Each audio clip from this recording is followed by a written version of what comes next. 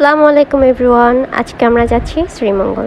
হামহাম ঝর্ণা বাদে শ্রীমঙ্গলের maximum tourist স্পটগুলো আপনাদেরকে দেখানোর চেষ্টা করব। আর এই উদ্দেশ্যেই প্রথমেই ঢাকা থেকে রেলে করে আমরা চলে এসেছি শ্রীমঙ্গল স্টেশনে। স্টেশন থেকে একটা সিএনজি পিক করব অ্যান্ড দেন চলে যাব আমাদের রিজার্ভ করা হোটেল শ্রীমঙ্গল ইনে। হোটেলটা বেশ সিমসাম এবং পিচফুলও। রেস্ট নিয়েই চলে এসেছি পানশিতে লাঞ্চ করতে। এই রেস্টুরেন্টকেও নতুন করে পরিচয় করে দেওয়ার কিছুই নাই, সবাই মোটামুটি চিনে। আর এটা হচ্ছে ওদের মেনু। এখানে আমরা ওদের কিছু ফেমাস ভর্তা আর কিছু ডিশ ট্রাই করব। এখানে বেশ রিজনেবল প্রাইসে অনেক বেশি মজার আইটেম পাওয়া যায়। এখন আমরা ট্রাই করব ডাল ভর্তা, শুটকি ভর্তা, ভাজি, 2-3 রকম ভাজি, সবজি, মগজ ভুনা, সালাদ এটা ছিল এর সাথে, চিকেন এবং মাটন। আই থিঙ্ক ওদের টেস্ট আমার কাছে লেগেছে 10 out of 10। ওদের একটা আচারেরও সেকশন আছে, যদিও আমি আচার লাভার না, এই জন্য ট্রাই করিনি, তবে আপনারা চাইলে ট্রাই করে দেখতে পারেন।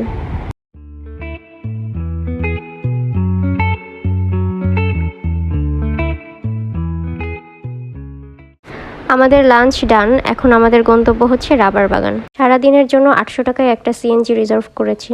আপনারা চাইলে সিএনজি অটো অথবা চাঁদের গাড়িতে করেও ভ্রমণ করতে পারবেন। যদিও ওরা অনেক বেশি চার্জ করে, তবে আপনাকে অনেক বেশি বার্গেইন করতে হবে। কথা বলতে বলতে এই রাবার বাগানে চলে এসেছি।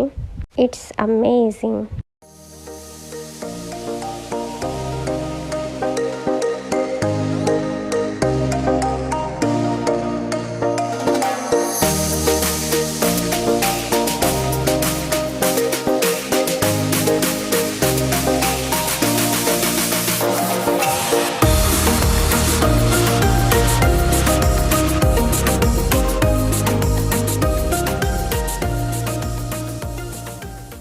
নেক্সট গন্তব্য হচ্ছে নূরজাহান টি গার্ডেন। যদিও নূরজাহান টি গার্ডেন বিশাল এরিয়া জুড়ে, তবে আমরা সিএনজিতে ঘুরতে ঘুরতে দেখব এবং একটা জায়গায় আমরা থেমে কিছু পিকচার ক্লিক করব এবং খুব কাছ থেকেই গার্ডেনটা উপভোগ করব। এই জায়গাটা আমার বেশ ভালো লেগেছে, এজন্য আমরা এখানেই থেমেছি। এখানে এসে কেন যেন মনে হচ্ছে যে খুব বেশি হারিয়ে যাচ্ছি প্রকৃতির মধ্যে। অন্যরকম একটা শান্তি ফিল হচ্ছে। তুমি শহরের কোলাহল মুক্ত একটা নিরিবিলি সুন্দর পিসফুল প্লেস। তবে এখানে অনেক বেশি যোগ থাকে, এজন্য অবশ্যই সাবধানতা অবলম্বন করে চলতে হবে। আর এখন চলে এসেছি মাধবকুণ্ড লেকে। আমরা লেক তো ঘুরে দেখবই, তবে এর আশেপাশে যে টিলাগুলো আছে এর উপরও আমরা এক্সপ্লোর করব হেঁটে হেঁটে।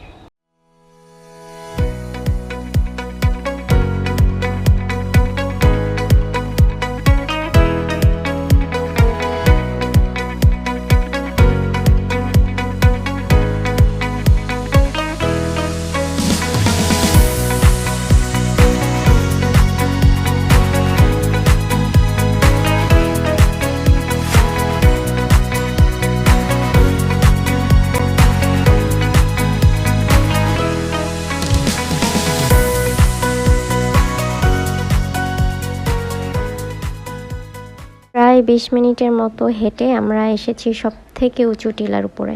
এখানে ছোট একটা দোকান আছে। এই জায়গাটা এত বেশি ভালো লেগেছে যে আমরা ডিসাইড করলাম এখানে বসে কিছুক্ষণ আড্ডা দিব। আর এরপরই আবার আমরা নিচের দিকে নামা স্টার্ট করব।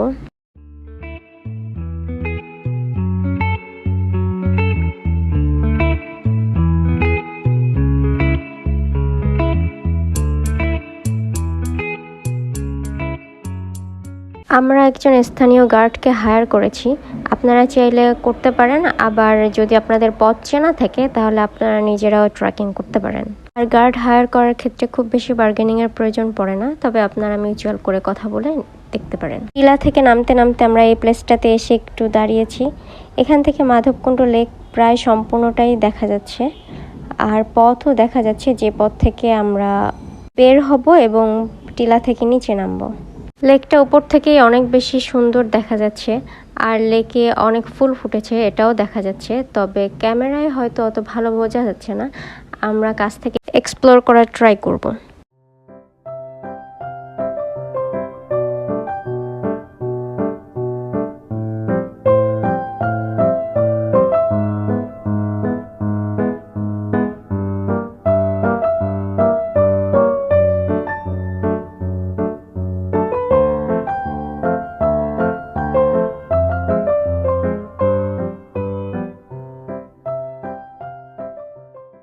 সন্ধ্যা হয়ে গিয়েছে আর এখন আমরা যাচ্ছি মণিপুরি পল্লীতে।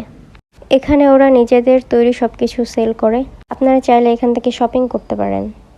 এখানে আপনারা অথেন্টিক প্রোডাক্টটাই পাবেন।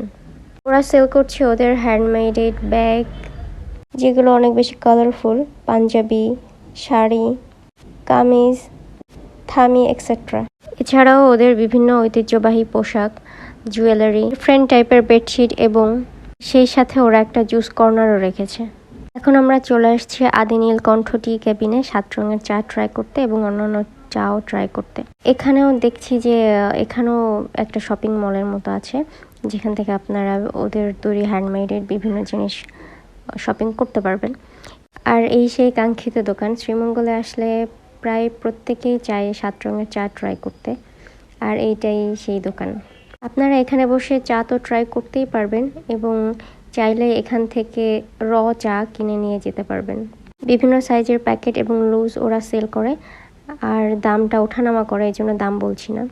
আর এটা হচ্ছে আমাদের 7 রঙের চা, আর এর সাথে আমরা একটা সিম্পল র চাও অ্যাড করেছি টেস্ট নেওয়ার জন্য যে আসলে এদের স্পেশালিটি কি বা স্পেশাল কোনো কিছু আছে কিনা।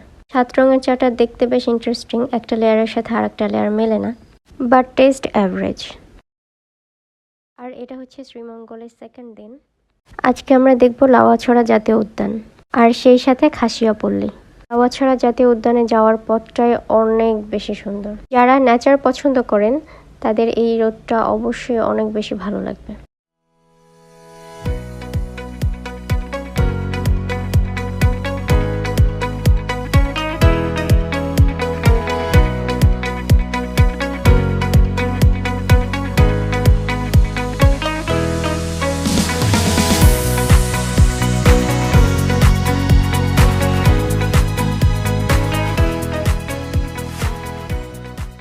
ফাইনালি চলে এসেছি লাউয়াছড়া জাতীয় উদ্যান। এখানে একটা বিলবোর্ড টানানো আছে, আপনারা চাইলে এই লাউয়াছড়া জাতীয় উদ্যান সম্পর্কে এখানে জানতে পারবেন। এখানে মূলত অনেক বড় প্রজাতির বিভিন্ন প্রকার গাছ আছে এবং অল্প কিছু প্রাণীও এখানে আছে। মানুষের উপস্থিতি বেশি হওয়ার কারণে প্রাণীগুলো সাধারণত মানুষের সামনে আসে না। এই উদ্যানের কিছুটা ভিউ আপনারা এখন এনজয় করেন।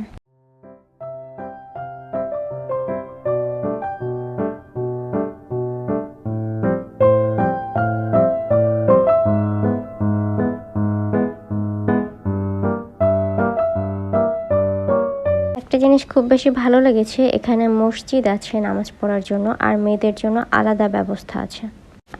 মসজিদের পাশে ছোট একটা স্পেস আছে যেখানে মহিলারা নামাজ পড়তে পারবে। আর এটা হচ্ছে খুবই পরিচিত রেল লাইন, যেটা লাউয়াছড়া উদ্যানের মধ্য থেকেই গিয়েছে। আর সব থেকে ইন্টারেস্টিং ব্যাপার হচ্ছে এখানে বেশ কয়েকটা মুভির শুটিংও হয়েছে। একটা ইংলিশ মুভির শুটিং হয়েছে, মুভিটার নাম আপাতত মনে পড়ছে না। আর হুমায়ুন আহমেদের খুবই ফেমাস একটা গল্পেরও শুটিং হয়েছে এখানে। এখন আমরা যাব খাসিয়াপল্লীতে। সাইড থেকে যে রোডটা চলে গিয়েছে, এই রোড থেকে গেলে একদমই 10 মিনিটের মধ্যে পৌঁছে যাওয়া যাবে, বাট আমরা একটু থ্রিলিংয়ের জন্য ডান সাইডের রোডটা, অফ রোডটা আর কি চুজ করেছি। এই অফ রোড থেকে ট্রেকিং করে প্রায় 2 ঘন্টার মতো বা 1.5 ঘন্টার মতো সময় লাগবে, তবে অ্যাডভেঞ্চারের জন্য আমরা এই জিনিসটা করেছি। আপনারা চাইলে করতে পারেন, অথবা প্রথমেই আমি আপনাদেরকে যেই পথটা দেখিয়েছি বা সাইড থেকে চলে গিয়েছে, ওই রোড থেকেও আপনারা ট্রেকিং করে যেতে পারেন। তবে ওই রোড থেকে গেলে আপনারা অ্যাডভেঞ্চারটা ফিল করতে পারবেন না, তবে আপনাদের সময়ের অপচয় হবে না, এই আর কি। তবে আপনি যদি এই পথ থেকে হেঁটে হেঁটে বেশি সময় নিয়ে ট্রেকিং করে খাসিয়াপল্লীতে যান, আমার মনে হয় অন্যরকম একটা ফিলিংস আপনি গ্যাদার করবেন। আপনার লাইফে একটা অন্যরকম এক্সপিরিয়েন্স অ্যাড হবে। আমরা বেশ কিছুটা পথ হাঁটার পরে একটু বিশ্রামের জন্য একটা দোকানে দাঁড়িয়েছি। এটা ওদেরই দোকান, স্থানীয়দের দোকান আর কি। একটু রেস্ট নিয়ে আমরা আবারও বেরিয়ে পড়েছি। আর আপনি যদি এরকম ঘন জঙ্গলের মধ্যে হাঁটতে চান, তাহলে জঙ্গল তো উপভোগ করতেই পারবেন, সাথে এই যে ঝিরিপথ এবং ঝিরিপথের যে সৌন্দর্য, এর আশেপাশের প্রকৃতি, এগুলো সব আপনারা ফিল করতে পারবেন। এরপর এই উঁচু নিচু টিলা বেয়ে হেঁটে হেঁটে সামনে এগিয়ে যেয়ে দেখি আমরা প্রায় লোকালয়ের কাছে চলে এসেছি। এটা ওদের খেলার মাঠ, এখানে ওরা খেলাধুলা করে। আর এই মাঠের পাশেই স্থানীয়রা বসে পানি এবং অন্যান্য ফল সেল করছে। তো আমরা প্রায় খাসিয়াপল্লীর কাছাকাছি চলে এসেছি। আর খাসিয়াপল্লীতে যাওয়ার কাছাকাছি পথ বা আশেপাশের পরিবেশ আমি আপনাদেরকে ডিটেলস যতটুকু সম্ভব দেখানোর চেষ্টা করছি, যাতে আপনারাও আমার মতো ফিল নিতে পারেন। আমরা এখন খাসিয়াপল্লীতে চলে এসেছি। এই সাইড থেকে একটা যাওয়ার পথ আছে এবং অন্য একটা সাইডে আর একটা সিঁড়ি আছে। তো আমরা ফার্স্ট পথটা স্কিপ করেছি এবং সেকেন্ড এই সিঁড়িটা আমরা চুজ করেছি। So let's go.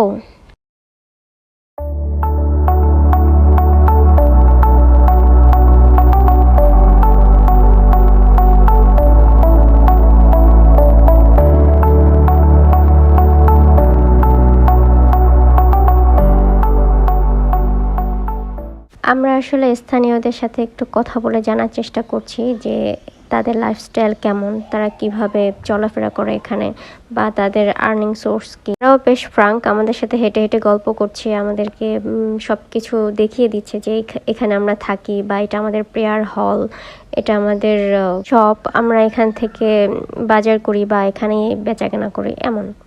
তো কথা বলে জানতে পারলাম যে তারা মূলত চা বাগানে কাজ করে, আর এছাড়াও তারা টুকটাক নিজেদের মতো জুম চাষ করে এবং তাদের ছোট শপ আছে যেখানে তারা মুদি আইটেম সেল করে আর কি, ট্যুরিস্টদের উদ্দেশ্যে, যেমন কোল্ড ড্রিঙ্কস বা স্ন্যাক্স এই টাইপের জিনিস।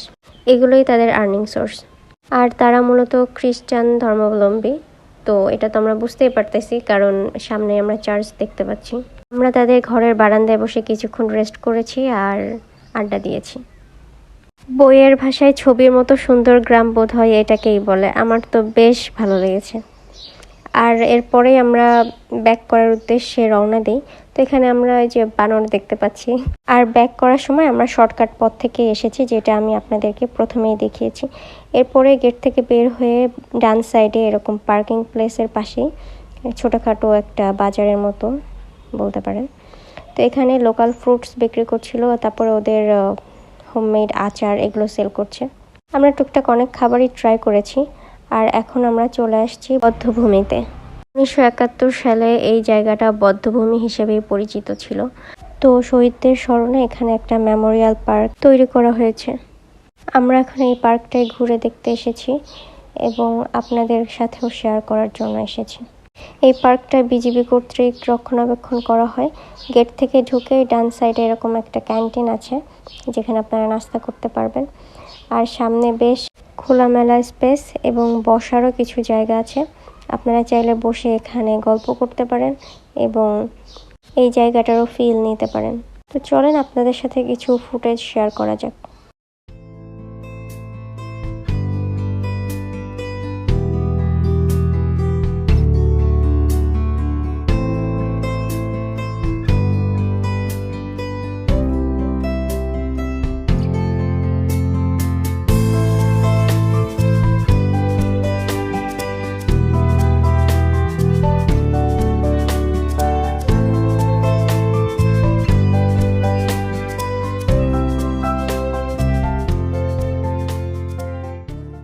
এখানে শহীদদের স্মরণে বিভিন্ন স্তম্ভ তৈরি করা আছে আর তাদের নাম খোদাই করে লেখা আছে। আর এই 2 দিনের শ্রীমঙ্গলের ট্যুর আপনাদের কাছে কেমন লেগেছে জানাতে পারেন। সবাইকে আল্লাহ হাফেজ।